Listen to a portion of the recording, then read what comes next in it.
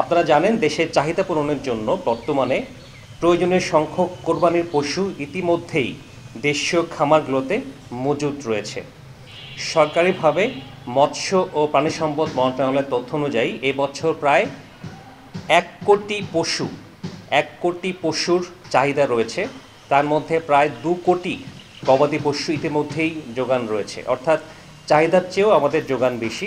মূলত গরু এবং মহিষের যে চাহিদা রয়েছে সেটা অলমোস্ট সমান, আর ছাগল ভেড়া এগুলোর যে চাহিদা রয়েছে সেটা অলমোস্ট ডাবল, যা চাহিদা তার চেয়ে ডাবল মজুদ আছে। ওভারঅল আমাদের এই মুহূর্তে পাচারের কোনো রিকোয়ারমেন্ট নেই এবং যে পরিমাণ পশু পুরো দেশ জুড়ে আছে সেটা পর্যাপ্ত। শুধুমাত্র কুষ্টিয়া জেলার কথা বলতে পারি, কুষ্টিয়াতে বর্তমানে টোটাল চাহিদা রয়েছে প্রায় 1 লক্ষ পশু। কুষ্টিয়াতে মজুদ আছে প্রায় 2 লক্ষ গবাদি পশু।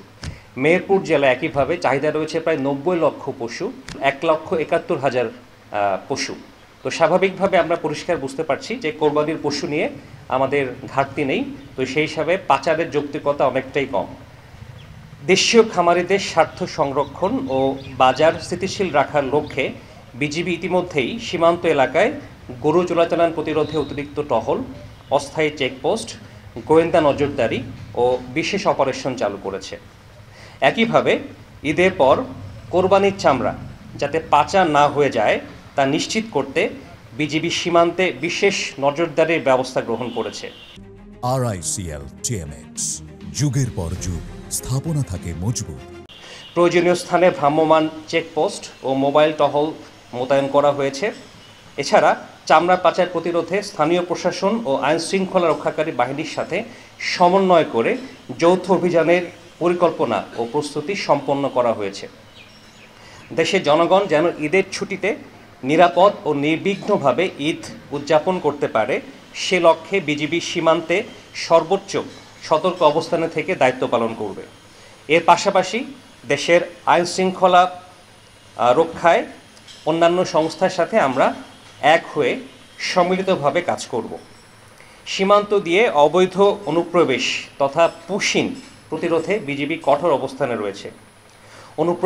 অনুপ্রবেশে যে ঘটনাগুলো ঘটেছে আপনারা ইতিমধ্যে জেনেছেন, এগুলো বিজিবির পক্ষ থেকে যথাযথভাবে তীব্র প্রতিবাদ জানানো হয়েছে এবং ক্ষেত্র বিশেষে আমাদের পক্ষ থেকে পরিষ্কার জানানো হয়েছে যারা পুশিংয়ের জন্য জড়ো হচ্ছে বা যাদেরকে আনার চেষ্টা করা হচ্ছে, যদি তারা বাংলাদেশি নাগরিক হয়ে থাকে তাতে আমরা যে নিয়ম রয়েছে পতাকা বৈঠকের মাধ্যমে আমরা তাকে গ্রহণ করব পরিচয় নিশ্চিত হওয়ার সাপেক্ষে। তো এই ক্ষেত্রে আমাদের কোনো ধরনের অবিশ্বাস অথবা ভুল বোঝাবুঝির অবকাশ নেই। আমাদেরকে তথ্য দিলে আমরা সেভাবে সঠিক আইন মোতাবেক আমরা তাদেরকে গ্রহণ করব।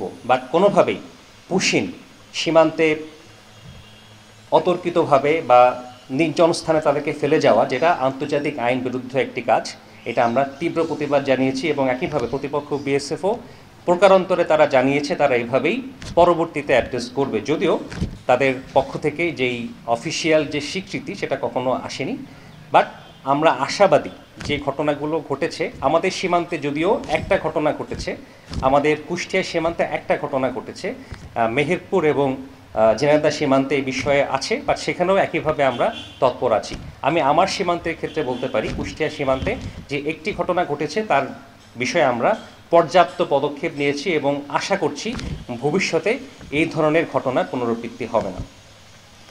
আমাদের এই সকল কার্যক্রমের মূল লক্ষ্য হচ্ছে দেশের সার্বভৌমত্ব রক্ষা, সীমান্তের নিরাপত্তা নিশ্চিতকরণ এবং দেশের জনগণকে একটি নিরাপদ ও স্বস্তিদায়ক ঈদ উদযাপনের পরিবেশ নিশ্চিত করা।